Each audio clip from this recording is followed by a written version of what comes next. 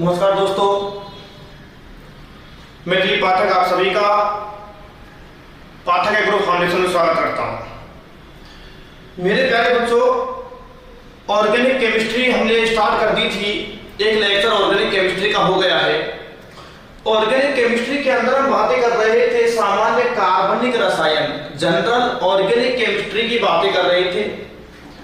कल की क्लास के अंदर जो हमारी बातें हुई, लास्ट लेक्चर में जो हमारी बातें हुई, वो बातें हुई थी कार्बन के बारे में। कार्बन की वैलेंसी 4 होती है, किस तरह से होती है। इसके बाद में हमारी जो बातें हुई सिग्मा और पाई की बातें हुई। सिग्मा और पाई को कैसे काउंट करते हैं और संकरण हम कैसे निकालते हैं, ये सारी बातें कल हम कर चुके हैं। मेरे प्यारे बच्चों, हम आज के लेक्चर में जो बातें करने वाले हैं वो आप देखिएगा। क्या क्या आज हम कवर करेंगे। हम बातें करेंगे बॉन्ड लेंथ की, बंध लंबाई। हम बातें करेंगे बॉन्ड एनर्जी, बॉन्ड एनर्जी जिसे हम कहते हैं बंध ऊर्जा। कार्बन के प्रकार, कार्बन के प्रकार। हम बातें करेंगे हाइड्रोजन के प्रकार, हाइड्रोजन के प्रकार। इसके बाद में हम बातें करेंगे सजातीय श्रेणियां, होमोलोगस सीरीज।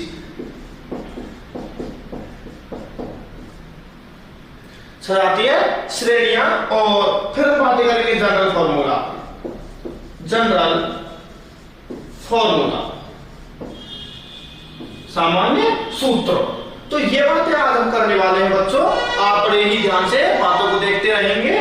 तो सबसे पहले हम बातें करते हैं बॉन्ड लेंथ की। आइएगा देखिए, बॉन्ड लेंथ, बंध लंबाई। तो बंध लंबाई के लिए क्या याद रखना है बेटा कि सबसे ज्यादा बंध लंबाई होती है सिंगल बॉन्ड की। ठीक है, सिंगल बॉन्ड। ठीक है, उससे कम बंध लंबाई होती है डबल बॉन्ड की, और सबसे कम बंध लंबाई होती है ट्रिपल बॉन्ड की। ये बात आपको ध्यान रखनी है। जेड में इस तरह की क्वेश्चन ज्यादा पूछा करता है। ठीक है, single bond, double bond, triple bond. और सिंगल बॉन्ड का मतलब ऐसे भी आपको समझ में आ गया होगा, संकरण मैंने कल बहुत अच्छे से आपको समझाया। सिंगल बॉन्ड का मतलब हमारा कौन सा संकरण आने वाला है?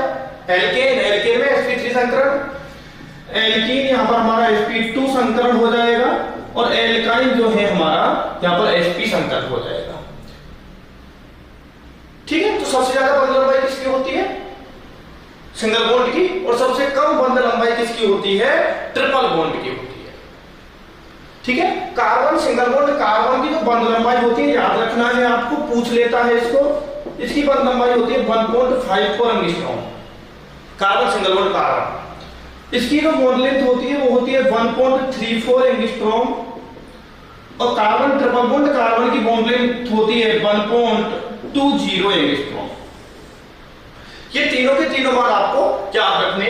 1.54 एंगस्ट्रॉम सिंगल बॉन्ड के लिए हो गई है, डबल बॉन्ड के लिए 1.34 एंगस्ट्रॉम, और इसके लिए 1.20 एंगस्ट्रॉम। ठीक है, अब हाइड्रोजन के लिए भी देख लो, कार्बन सिंगल बॉन्ड हाइड्रोजन। अब आप ये मत कहना sir carbon double bond hydrogen बताने वाले हैं, ऐसा बिल्कुल नहीं है। हाइड्रोजन डबल बॉन्ड नहीं बनाया करता बच्चों। Carbon single bond hydrogen, carbon single bond hydrogen. ये 3 बार इसलिए लिखा है क्योंकि मान लो sp3 संकरण है। ठीक है, संकरण के आधार पर 3 बार लिखा है मैंने। यदि sp2 संकरण है और sp संकरण है, इसलिए इसको 3 बार लिखा है। यदि sp3 संकरण है तो कार्बन और हाइड्रोजन के बीच की जो बंध लंबाई होगी वो होगी 1.112 एंगस्ट्रॉम। डेटा को जरूर नोट कर ले, पूछ लेता है बच्चों। यदि ये वाली स्थिति है तो होगा 1.108 एंगस्ट्रॉम, 1.103 एंगस्ट्रॉम। sp2 हाइब्रिडाइज है। और यदि sp हाइब्रिडाइज है तो यहां पर होगी 1.08 एंगस्ट्रॉम, 1.08 एंगस्ट्रॉम। तो ये आपको मैंने 6 आंकड़े बताए हैं। Carbon single bond carbon, carbon double bond carbon, carbon triple bond carbon, carbon hydrogen sp3 संकृत, कार्बन हाइड्रोजन sp2 संकृत, कार्बन हाइड्रोजन बंध लंबाई यदि sp संकृत। ठीक है, तो 6 के 6 आंकड़े आपको याद रखने को पूछ लिया करता है। ठीक है, अब चलते बंध लंबाई के बाद में बातें करते बेटा बंध ऊर्जा की। देखिए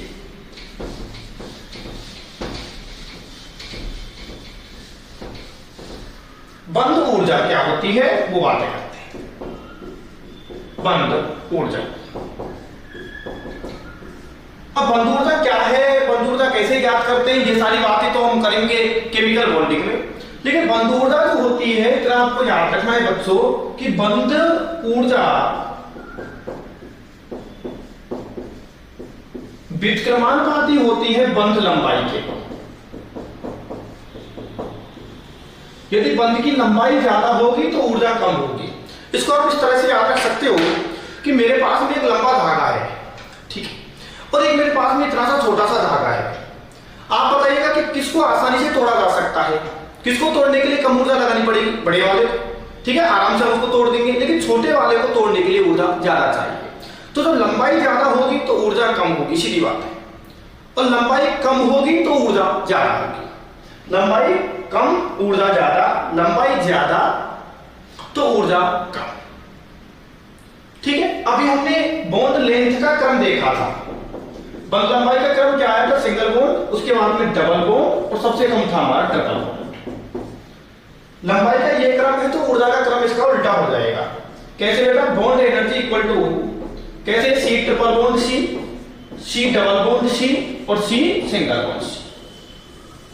तो सबसे ज्यादा बंध ऊर्जा हमारी किसकी हो गई बेटा, ट्रिपल बॉन्ड की हो गई, उससे कम डबल बॉन्ड की और सबसे कम सिंगल बॉन्ड की, ठीक है। मान याद रखने ट्रिपल बॉन्ड की जो बंध ऊर्जा होती है वो होती है 192 किलो कैलोरी, किलो कैलोरी प्रति मोल। दिख रहा है ना कैमरे की नजर में होना, यदि नहीं दिख रहा है तो मान लो बोला भी है मैंने, 192 किलो कैलोरी प्रति मोल, ठीक है। इसकी जो बंध ऊर्जा होती है वो होती है 146 किलो कैलोरी प्रति मोल डबल बॉन्ड की, 146, और ट्रिपल सिंगल बॉन्ड की जो बंध ऊर्जा होती है 83 किलो कैलोरी प्रति मोल, ठीक है। तो सबसे ज्यादा बंध ऊर्जा किसकी हो गई, ट्रिपल बॉन्ड की, उससे कम डबल बॉन्ड और सबसे कम सिंगल बॉन्ड। तो टोटल आपको 9 मान बता दिए, 6 मान तो मैंने अभी आपको 6 वैल्यू तो आपको बताई थी मैंने बंध लंबाई में, और 3 बता दिए बंध ऊर्जा में, ठीक है ना। Triple bond carbon, triple bond carbon की तो बंध ऊर्जा होगी वो 192 किलो कैलोरी होगी, डबल बॉन्ड की तो होगी 146 किलो कैलोरी होगी, और सिंगल बॉन्ड की होगी 83 किलो कैलोरी प्रति मोल। या 3 बंद है, बंद ज्यादा है, यहाँ बंद ज्यादा है तो बंध ऊर्जा ज्यादा है, या 2 बंद है तो बंध ऊर्जा कम, या बंद केवल एक है, केवल सिंगल बॉन्ड है तो बंध ऊर्जा सबसे कम। क्लियर, चलिए नोट कर लिया होगा आपने।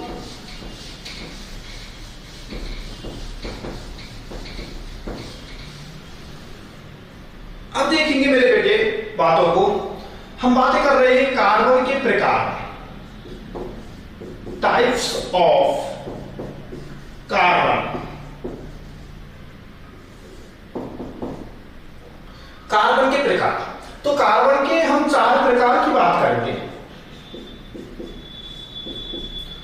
प्राथमिक कार्बन, द्वितीयक कार्बन, तृतीयक कार्बन और चतुष्क कार्बन, ठीक है। इसको हम 1 डिग्री बोल देते हैं, प्राइमरी को हम बोल देते हैं 1 डिग्री, इस तरह से दर्शा देते हैं 1 degree carbon, 2 degree carbon, 3 degree carbon, और ये हो गया हमारा 4 डिग्री कार्बन, ठीक है। आराम से समझ लीजिएगा। तो 1 डिग्री कार्बन का मतलब हुआ कि जो कार्बन अन्य एक कार्बन से जुड़ा है वो 1 डिग्री हो गया, जो कार्बन 2 कार्बनों से जुड़ा हुआ है वो 2 डिग्री हो गया, जो कार्बन 3 कार्बन से जुड़ा है वो 3 डिग्री, और जो 4 से जुड़ा है वो 4 डिग्री। तो 1 डिग्री के लिए क्या हो गया, जो कार्बन अन्य एक कार्बन से जुड़ा हो, ठीक है। यहां पर क्या हो जाएगा, अन्य 2 कार्बन, अन्य 3 कार्बन से जुड़ा हो, अन्य 4 कार्बन से जुड़ा हो। आराम से हम बता सकते हैं कि कौन 1 डिग्री कार्बन है, कौन 2 डिग्री, 3 डिग्री और 4 डिग्री। अब इसके साथ में हाइड्रोजन देख लो, हाइड्रोजन के प्रकार, टाइप्स ऑफ हाइड्रोजन। ये होते हमारे 1 डिग्री हाइड्रोजन, 2 डिग्री हाइड्रोजन और 3 डिग्री हाइड्रोजन। 4 डिग्री हाइड्रोजन नहीं होता, 4 डिग्री हाइड्रोजन इसलिए नहीं होता क्योंकि 4 डिग्री कार्बन जो है, पहले इनको समझिएगा तब मैं आपको 3 डिग्री हाइड्रोजन का पता चल 4 डिग्री का पता चलेगा कि 4 डिग्री क्यों नहीं होता है। 1 डिग्री हाइड्रोजन का मतलब है 1 डिग्री कार्बन से जुड़ा हाइड्रोजन, 1 डिग्री कार्बन से जुड़ा हाइड्रोजन। जो हाइड्रोजन 1 डिग्री कार्बन से जुड़े हुए हैं वो 1 डिग्री हाइड्रोजन हो गए, जो 2 डिग्री कार्बन से जुड़े हैं वो 2 डिग्री कार्बन हाइड्रोजन, और जो 3 डिग्री कार्बन से जुड़े हैं वो 3 डिग्री हाइड्रोजन। और 4 डिग्री कार्बन पर जगह ही नहीं है, 4 डिग्री 4 की 4 आवश्यकताएं पूरी हो गई तो 4 डिग्री पर हाइड्रोजन आपको मिलेगा ही नहीं। क्लियर है? तो 1 डिग्री कार्बन से जुड़ा हुआ hydrogen 1 degree hydrogen, 2 degree carbon से जुड़ा हाइड्रोजन 2 डिग्री हाइड्रोजन, और 3 डिग्री कार्बन से जुड़ा हाइड्रोजन 3 डिग्री हाइड्रोजन हो जाएगा। ये बातें आपको याद रखनी है, जल्दी से नोट कीजिएगा। कार्बन के प्रकार मैंने आपको बता दिए 1 डिग्री 2 डिग्री 3 डिग्री 4 डिग्री, और हाइड्रोजन के प्रकार मैंने आपको बता दी है बच्चों 1 डिग्री 2 डिग्री और 3 डिग्री 4 डिग्री हाइड्रोजन नहीं हुआ करता। चलिए बातों को आगे बढ़ा देते हैं, समय का थोड़ा अभाव है, सिलेबस लंबा है, इसलिए वीडियो पॉज कीजिएगा, नोट्स बनाइएगा। अब देखेंगे एग्जांपल, देख लीजिएगा बेटे। Number CH3 CH2 CH3 B CH3 CH CH3 CH2 CH3। Third example CH3 CH3 CH3 CH2 CH3। ठीक है, ये 3 एग्जांपल मैं आपको करवा रहा हूं, आप आराम से 1 degree 2 degree 3 degree carbon hydrogen सबको समझ लीजिएगा।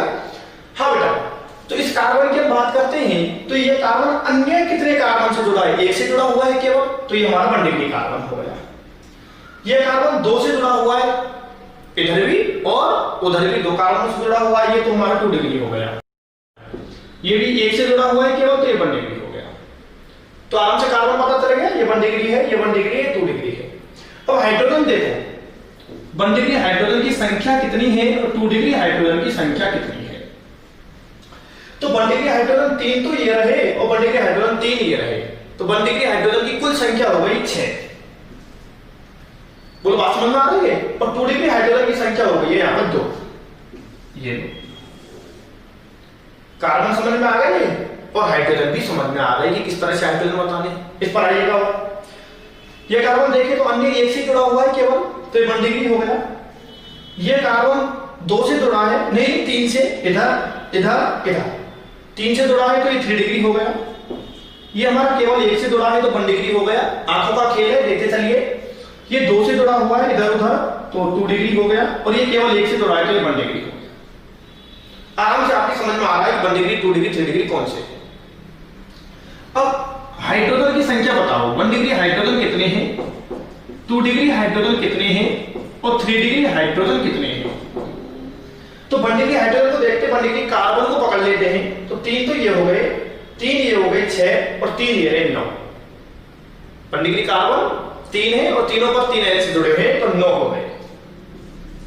2 डिग्री हाइड्रोजन की बात करते हैं तो ये 2 डिग्री नहीं है, ये नहीं है, ये नहीं है, केवल 2 डिग्री ये वाला कार्बन है। और 2 डिग्री कार्बन पर कितने हाइड्रोजन है हमारे? 2, तो 2 डिग्री हाइड्रोजन की संख्या हो गई 2। और 3 डिग्री हाइड्रोजन पर पहुंचते हैं कार्बन पर, तो 3 डिग्री कार्बन पर केवल एक ही हाइड्रोजन है, तो 3 डिग्री हाइड्रोजन की संख्या हो गई 1। ये अब मुझे नहीं लगता कि आपको कोई समस्या है, आप आराम से बता सकते हो। इस वाले पर आ जाएंगे बेटे, इसको ऊपर से मैं मिटा दूं, आपने नोट कर लिया हो तो बच्चों। चलिए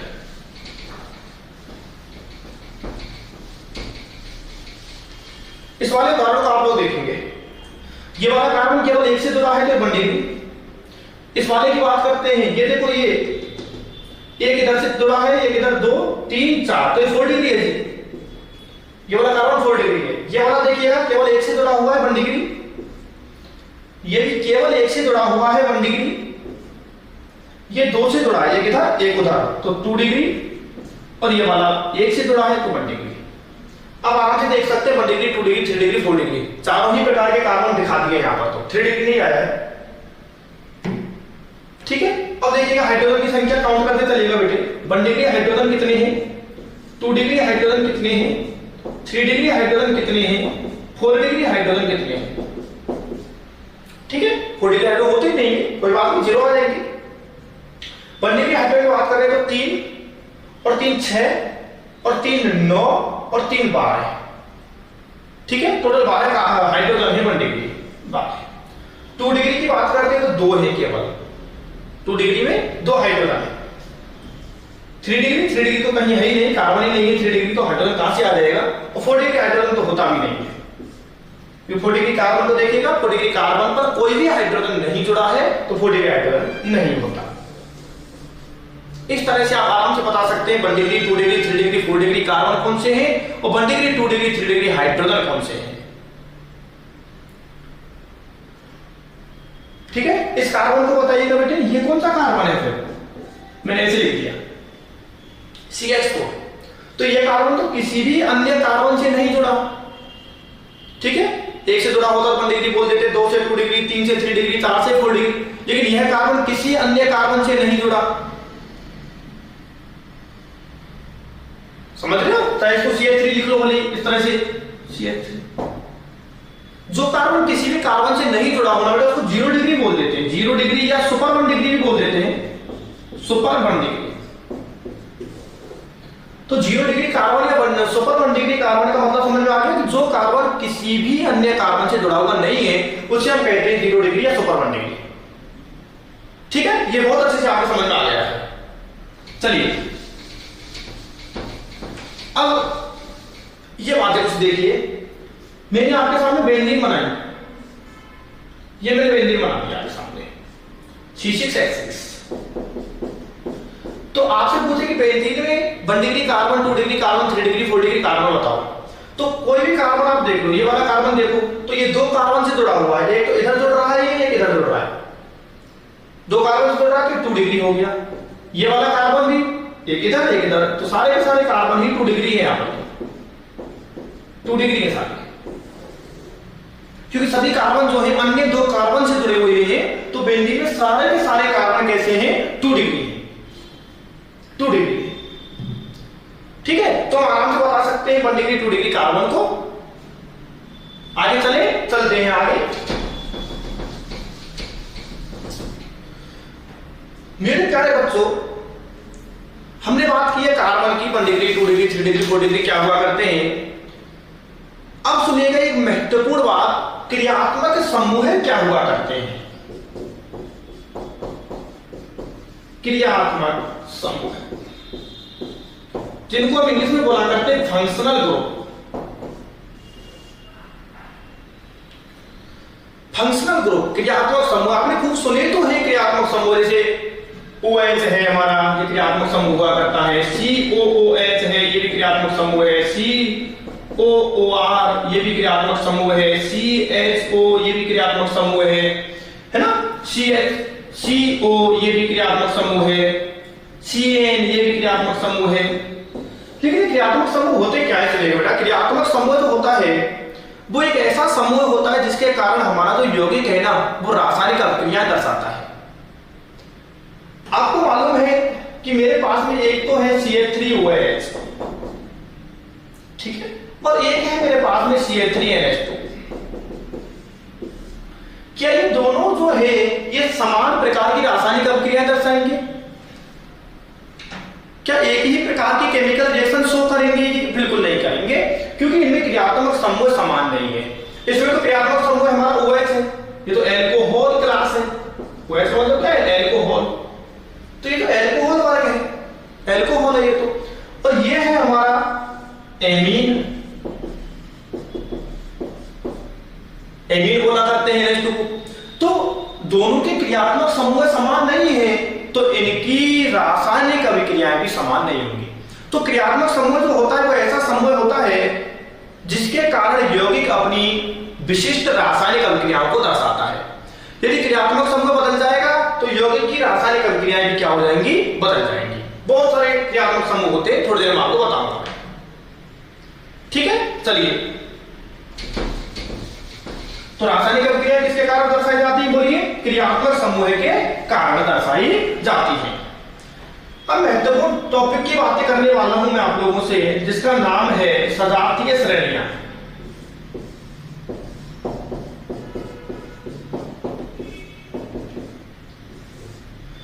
होमोलॉगस सीरीज की बातें करेंगे बेटे। क्या होती है होमोलॉगस सीरीज? थोड़ा सा इसको इंक पिला देता हूं भाइयों,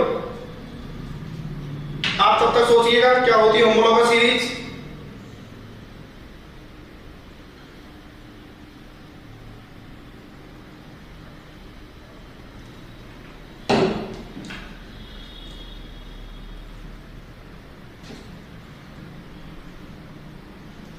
हाँ जी, सोचा किसी भाई ने बहन ने? चलिए मैं बताता हूं। देखिए, सजातीय श्रेणियां मोस्ट एविडेंट थी, पहले तो ये सुन लेना। ऐसे क्वेश्चन पूछा है जेड में, आईसीआर में कई बार। नाम से बिल्कुल स्पष्ट हो रहा है, सजात यानी सा मतलब समान, और जात शब्द का अर्थ होता है उत्पत्ति। सजातीय श्रेणियां, इनका सीधा सा यदि हम छोटा सा सोचना चाहें तो इनका मतलब होता है समान उत्पत्ति। ऐसे समझ में आने वाला है नहीं। समान उत्पत्ति का मतलब क्या है? मैंने अभी आपसे कहा था कि कोई भी यौगिक जो है हमारा, कोई भी जो वर्ग है, उसकी सबसे महत्वपूर्ण चीज जो होती है ना, वो होती है क्रियात्मक समूह। तो उत्पत्ति का मतलब बिल्कुल ही आप ऐसे समझ सकते हैं, क्रियात्मक समूह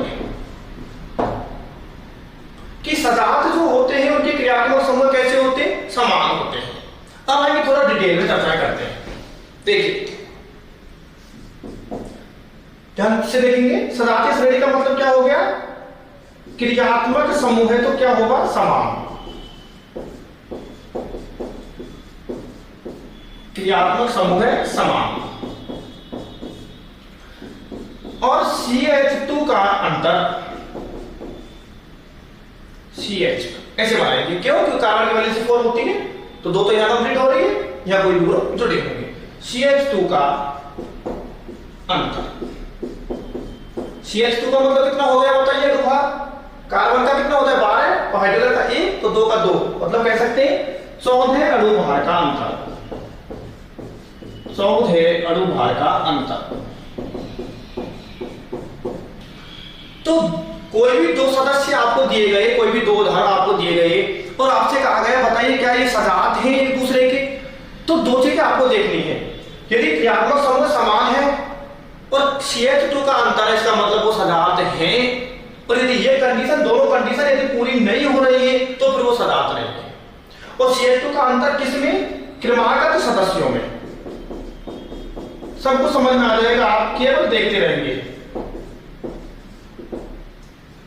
जैसे उदाहरण देखिएगा, जैसे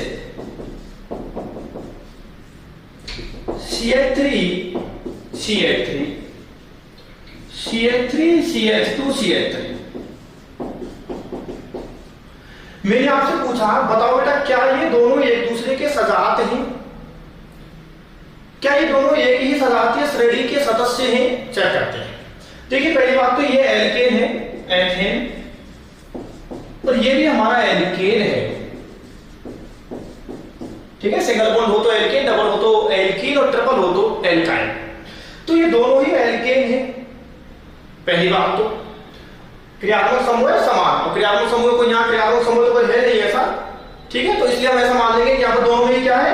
एन है, ये भी सिंगल बॉन्ड है, ये भी सिंगल बॉन्ड है। और CH2 का अंतर देखो, ये CH3 CH3 है, ये CH3 CH2 CH3 है। तो किसका अंतर है? केवल CH2 का अंतर है दोनों में। तो ये दोनों एक दूसरे के क्या है? ये दोनों एक दूसरे के सजात हैं। और दिखाता हूं, यदि आपको कंफ्यूजन हो रहा है, कंफ्यूजन नहीं रखना है प्यारे बच्चों। देखिए,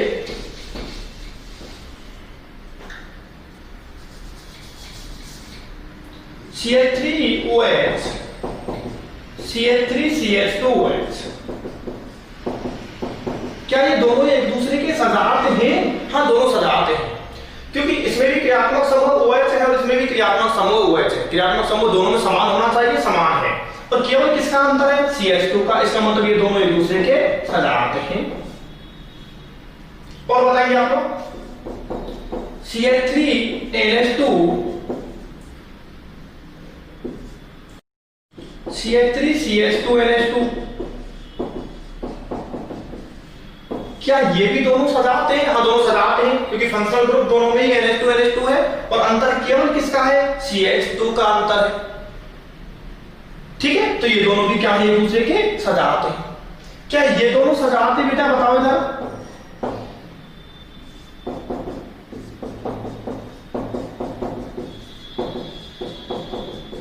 क्या ये दोनों सजात हैं? नहीं है, नहीं है, क्योंकि ये तो पहली शर्त पर ही फेल हो गए, पहले ही स्टेप पर फेल हो गए, क्योंकि दोनों में क्रियात्मक समूह समान नहीं है। तो एल्कोहल है और ये एमीन है, भले ही CH2 का अंतर है दोनों में, दोनों ही सदस्यों में केवल CH2 का अंतर है, लेकिन क्रियात्मक समूह समान नहीं है। इसका मतलब ये दोनों एक दूसरे के सजात भी नहीं है।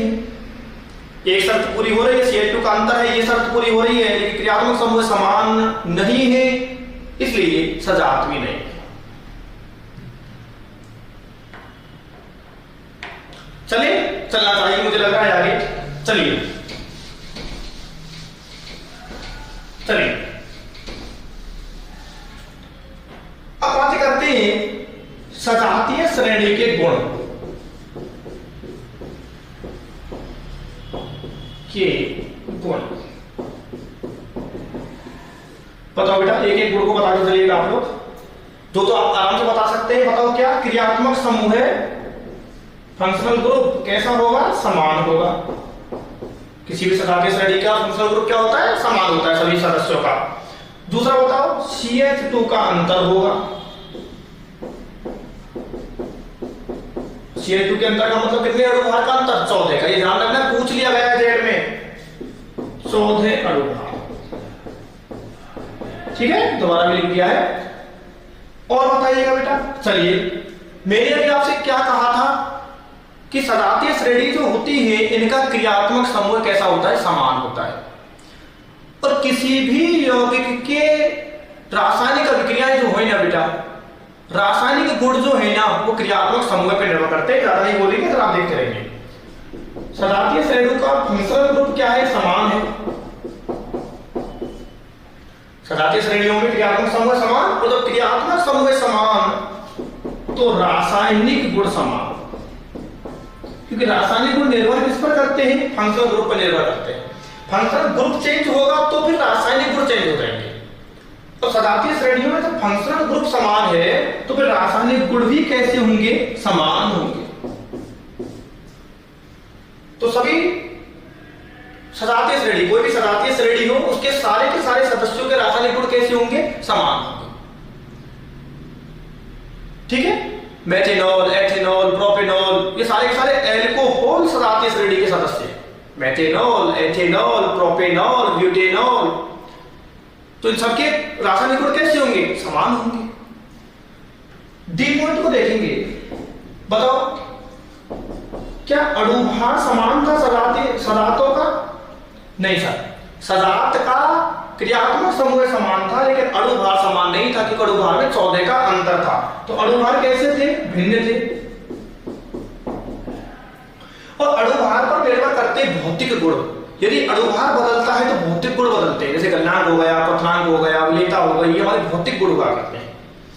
जब अणुभार अलग अलग तो भौतिक गुणधर्म अलग अलग। भौतिक गुण भिन्न, बिल्कुल ध्यान रखना है बेटा। दोनों ही पॉइंट को मैंने बड़े अच्छे से समझाया है। क्रियात्मक समूह समान होने के कारण रासायनिक गुण समान होते हैं, लेकिन अणुभार भिन्न भिन्न होने के कारण भौतिक गुण भिन्न भिन्न होते हैं। किसके? सजातों के। ठीक है, और देखेंगे, फिफ्थ पॉइंट देखेंगे। सभी सजातों का सामान्य सूत्र समान होता है। कोई भी सजातीय श्रेणी हो बेटा, ठीक है, ध्यान से देखो। जैसे एल्केन है, अब एल्केन में चाहे कोई भी सदस्य हो, चाहे मेथेन हो, एथेन हो, प्रोपेन, ब्यूटेन, ठीक है, कोई भी सदस्य हो, सबके लिए सूत्र क्या होगा? बताओ, एल्केन का सूत्र क्या होता है? CnH2n+2।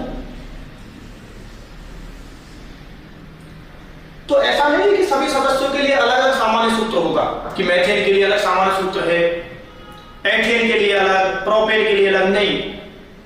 एल्केन एक सजातीय श्रेणी हो गई तो उसके सभी सदस्यों के लिए एक ही सूत्र होगा। एल्कीन का सूत्र आपको पता है, सारे के सारे बताऊंगा थोड़ी देर में। तो सबका सामान्य सूत्र कैसा होगा? समान होगा। जैसे एल्केन है तो एल्केन का कोई भी सदस्य हो सबका सूत्र ये होगा।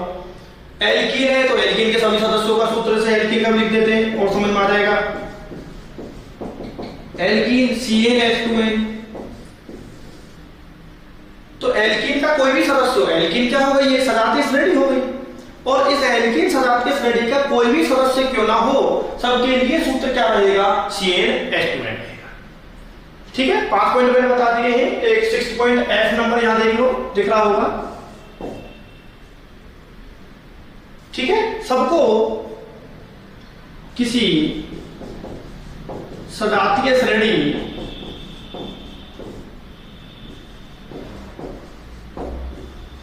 के बनाने की विधियां भी क्या होंगी? समान होंगी। एक ही विधि से बनाया जा सकता है। कोई भी सजातीय श्रेणी है, उसके सभी सदस्यों, जैसे हमने किसी मेथड से मेथेन बनाया किसी विधि से, तो एथेन भी बनाया जा सकता है, प्रोपेन भी बनाया जा सकता है। मोस्टली ऐसा होता है, कुछ यौगिकों के लिए विशेष रासायनिक अभिक्रियाएं भी होती है, वो एक अलग बात होती है। कुछ यौगिकों के लिए विशेष रासायनिक अभिक्रियाएं बताएंगे। अच्छे से देख लीजिएगा पॉइंट को।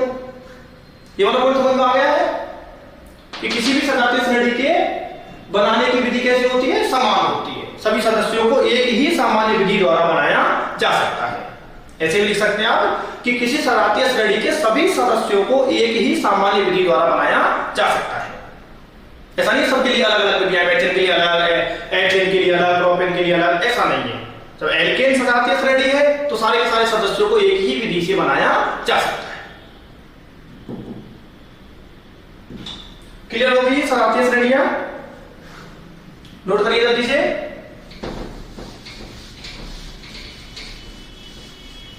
चले तो ये बातें हमने की थी मेरे प्यारे बच्चों सजातीय श्रेणियों की, बहुत ज्यादा इंपॉर्टेंट थी, बहुत ज्यादा पूछी जाती हैं सजातीय श्रेणियां। बढ़ते हैं कहानी को लेकर के आगे, सुनिएगा। हम बातें करेंगे बच्चों, अब पहुंच गए हैं हम नामकरण पर।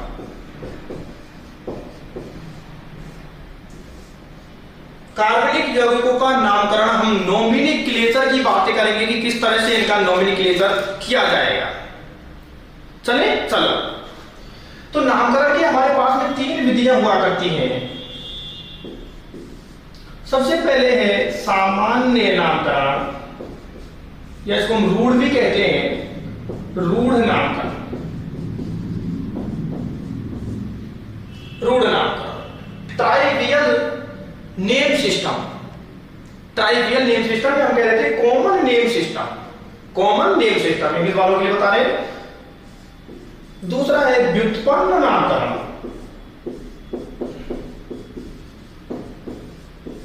डेरिवेटिव नोमेनक्लेचर, ठीक है।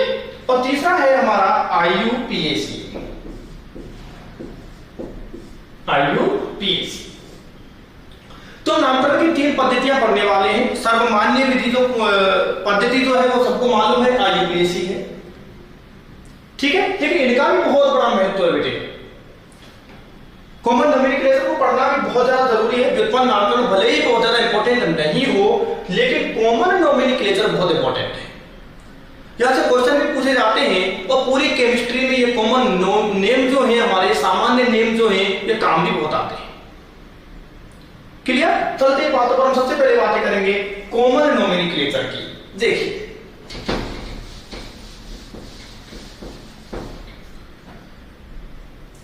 नंबर 1 है हमारा सामान्य नामकरण।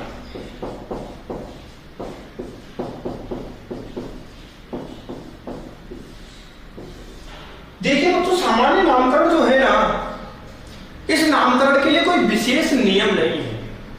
सामान्य नामकरण का मतलब होता है कि यौगिक का जो नामकरण है, वो यौगिक का नामकरण या तो हम स्रोत के आधार पर दे देंगे कि यौगिक को कहां से प्राप्त किया गया, या हम खोजकर्ता के आधार पर दे देंगे कि इस यौगिक को खोजा किसने, डिस्कवर किसने किया, या उसके गुणों के आधार पर दे देंगे या संरचना के आधार पर भी दे सकते हैं। तो कॉमन नोमेनक्लेचर का मतलब हुआ कि नामकरण की इस पद्धति में यौगिक का नाम उसके उत्पत्ति स्रोत के आधार पर दिया जा सकता है, खोजकर्ता के आधार पर, गुणों के आधार पर या संरचना के आधार पर दिया जाता है। कोई विशेष प्रकार का यहाँ कोई नियम नहीं है, जैसे IUPAC में हम नियम को फॉलो करते हैं, लंबी श्रृंखला चुनो उसके बाद ये करो, ऐसे यहाँ पर कोई नियम नहीं है। क्लियर है? समझ में आ रही? सारे के सारे बताऊंगा मैं आपको, टेंशन नहीं लीजिएगा। अब देखिएगा कैसे, मैं आपको बताता हूं। जैसे CH4 जो है, CH4 को हम क्या कहते हैं बताइए? मार्स गैस कहते हैं। मार्स गैस, मार्स गैस का मतलब होता है दलदल गैस। ठीक है, अब CH4 को दलदल गैस क्यों कहा? क्योंकि इसका स्रोत क्या है? दलदल है, दलदल में पाई जाती है, दलदल से प्राप्त होती है। ठीक है, तो स्रोत क्या है इसका? दलदल।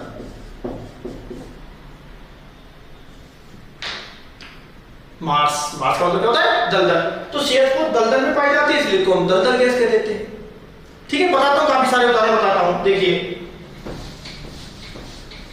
तो सामान्य नामकरण का मतलब समझ में आ गया कि यौगिक का नामकरण उसके उत्पत्ति स्रोत के आधार पर दे सकते हैं, खोजकर्ता के आधार पर, गुणों के आधार पर, संरचना के आधार पर, इस तरह से दिया जाता है। कोई विशेष प्रकार का नियम फॉलो नहीं किया जाता। जैसे देखेंगे, मैं आपको बताता हूं। यौगिक, कुछ यौगिकों के सामान्य नाम बता रहा हूं मैं। सामान्य नाम और यहां उसका हम लिखेंगे सोर्स, कि स्रोत क्या है इसका। ठीक है, सबसे पहले मैंने अभी आपको बता दिया था CH4 क्या कहते हैं बेटा? इसको मार्स गैस कहते हैं। ठीक है, स्रोत क्या है? कहां से प्राप्त होती है? दलदल से प्राप्त होती है, दलदल। ठीक है, सेकंड देखिएगा, ये याद रखने होंगे आपको, कुछ चीजें याद रखनी ही होती हैं, ये तो याद रखने ही होंगे। ठीक है ना?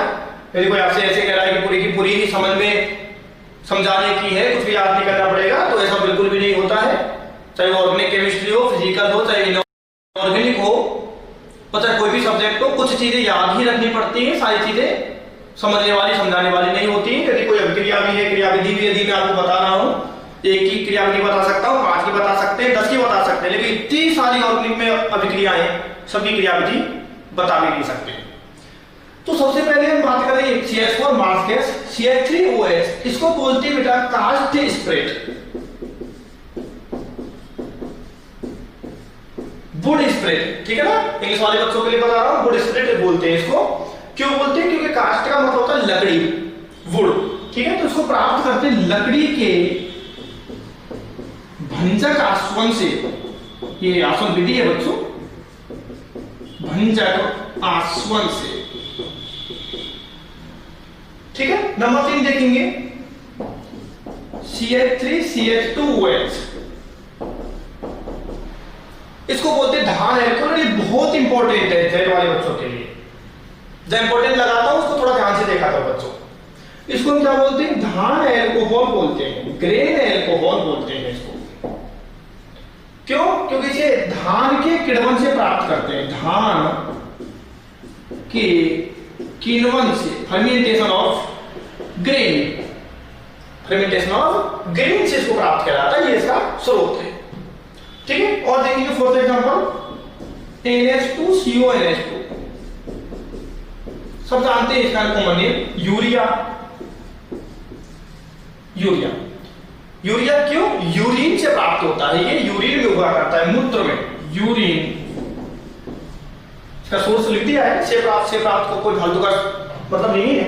ठीक है, यूरिन, यूरिन का मतलब क्या होता है? हमारा मूत्र, मूत्र से प्राप्त किया जाता है, इसको मूत्र में उपस्थित हुआ करता है ये। ठीक है, HCOOH, ये भी मोस्ट है, जो भी बहुत ज्यादा मोस्ट आपके देख के लिए वहां पर बताता रहता हूं। HCOOH, इसको बोलते हैं फॉर्मिक एसिड, फॉर्मिक एसिड। अब फॉर्मिक एसिड तो शब्द है, फॉर्मिक शब्द आया है फॉर्मिका से। कहां से आया है, इधर देख लो, फॉर्मिका से आया है, फॉर्मिका। और फॉर्मिका का मतलब होता है लाल चींटी। ग्रीक भाषा में बोलते फॉर्मिका, हमारे हिंदी में बोलते लाल चींटी, इंग्लिश में बोलते रेड एंड लाल चींटी। तो SCO है, तो इसको फॉर्मिका में क्यों कह रहे हैं, क्योंकि फॉर्मिक्स होता है फॉर्मिका से, और फॉर्मिका का मतलब क्या होता है, लाल चींटी। तो लाल चींटी से प्राप्त होता है, लाल चींटी से प्राप्त किया जाता है इसको। जल्दी से नोट करेंगे बेटा, ये हमारे 5 कॉमन नेम हो गए हैं। चलिए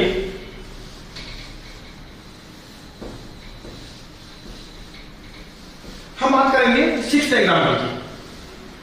देखिए HCOOH, ये तो खैर बता दिया अभी, CH3COOH, ठीक है, सब जानते हैं कॉमन नेम क्या होता है, एसिटिक एसिड, एसिटिक एसिड होता है। कहां से प्राप्त करते हैं इसको, एसीटम, एसीटम बोलते हैं सिरका को, एसीटम, एसीटम मतलब सिरका, सिरका से प्राप्त करते हैं इसको, ठीक है। नंबर 7 देखिएगा, CH3 CH2 CH2 COOH, ये भी मोस्ट है, ये भी पूछ लिया जाता है कई बार, ठीक है। तो इसको बोलते हैं बेटा ब्यूटायरिक एसिड, इसका सामान्य नाम है ब्यूटायरिक एसिड, यहां लिखता हूं मैं ब्यूटायरिक एसिड, ब्यूटायरिक एसिड। क्यों बोलते हैं ब्यूटायरिक एसिड, क्योंकि ब्यूटायर, ब्यूटायर शब्द का अर्थ होता है मक्खन, मक्खन से प्राप्त होता है, ये बटर से, बटर से प्राप्त। ब्यूटायर, ब्यूटायर का मतलब होता है बटर, बटर मतलब मक्खन, मक्खन से प्राप्त होता है, ठीक है। और देखेंगे नंबर 8, CH3CH OH COOH, क्या बोलते हैं बेटा इसको, लैक्टिक एसिड, यार सब जानते हैं इसको, ये क्रेल कार्बन है। अब ये क्रेल कार्बन क्या बीमारी है, आगे बातें करेंगे, सारी बातें यहां नहीं बताई जा सकती। लैक्टिक एसिड है ये, लैक्टिक एसिड कहां से प्राप्त होता है, कहां होता है, लैक्टम, लैक्टम यानी दूध, लैक्टम बोले तो मिल्क। छोटी छोटी बातें याद रखनी होंगी, आपके फॉर्मूला याद रखने होंगे, और हमने कही थोड़ा सा लफड़ा है कि अगर फॉर्मूला वगैरह याद रखने पड़ते हैं, टाइम के लिए कोई भी शॉर्ट ट्रिक नहीं है, कोई शॉर्टकट नहीं है। क्लियर है, आपने नोट कर लिया हो तो ये 9th देखिएगा, COOH, COOH, इसको बोलते हैं ऑक्जेलिक एसिड, ऑक्जेलिक एसिड। क्यों बोलते हैं सर इसको ऑक्जेलिक एसिड, कारण बताओ, इसे ऑक्जेलस पादप से प्राप्त करते हैं, ऑक्जेलस पादप से प्राप्त करते हैं, ऑक्जेलस पादप, ठीक है। से प्राप्त तो लिखने की जरूरत है नहीं, क्लियर समझ में आ रहा है आपके, नोट करेंगे जल्दी से। कॉमन नेम बता रहा हूं आपके लिए कुछ कंपाउंड्स के जो इंपॉर्टेंट है आपके ड्राई शेयर के लिए, वैसे तो बहुत सारे हैं कॉमन नेम। चलिए इसके बाद हम देखेंगे 9।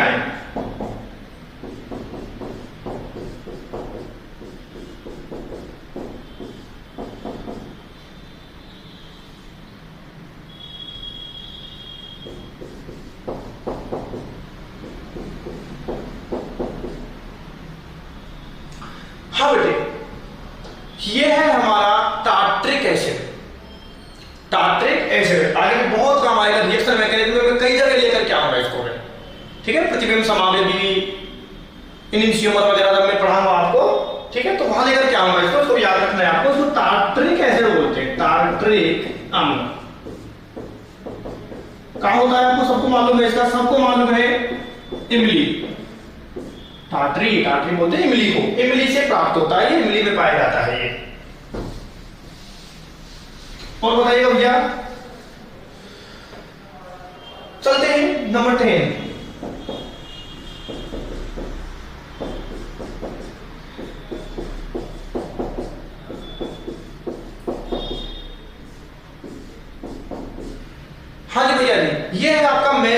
अम्ल, मेलस, मेलस बोले तो एप्पल, मैलिक अम्ल है ये।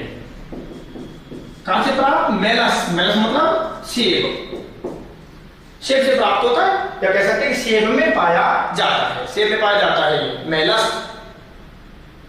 मेलस, मेलस का मतलब होता है सेब, और सेब में होने के कारण इसको कहते हैं मैलिक एसिड, मैलिक एसिड। ठीक है, एक और देख लेंगे 11। चलिए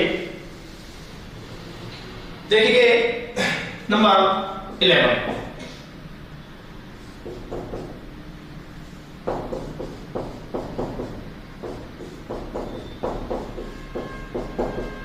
CH2COOH,